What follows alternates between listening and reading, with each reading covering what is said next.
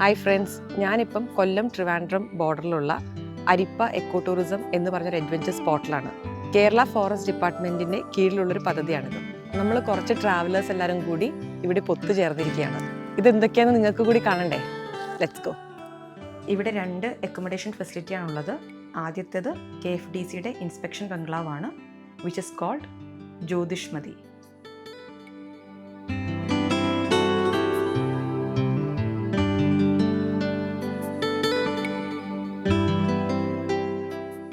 Kerala forest department ഇവിടെ ഒരുപാട് forest day programmes run ചെയ്യുന്നുണ്ട്.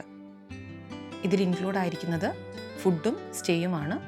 അതിനോടൊപ്പം തന്നെ jungle trek, bird watching, tribal guided trails മുതലായ പരിപാടികളൊക്കെ ഇൻക്ലൂഡ് ചെയ്തിട്ടുണ്ട്.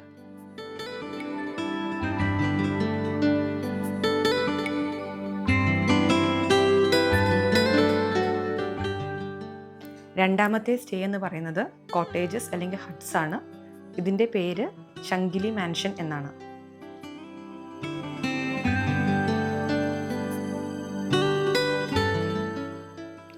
തിരുവനന്തപുരം ഭാഗത്തു നിന്നാണ് വരുന്നതെങ്കിൽ തെന്മല റൂട്ട് വഴിയാണ് അരിപ്പ എത്തുന്നത്.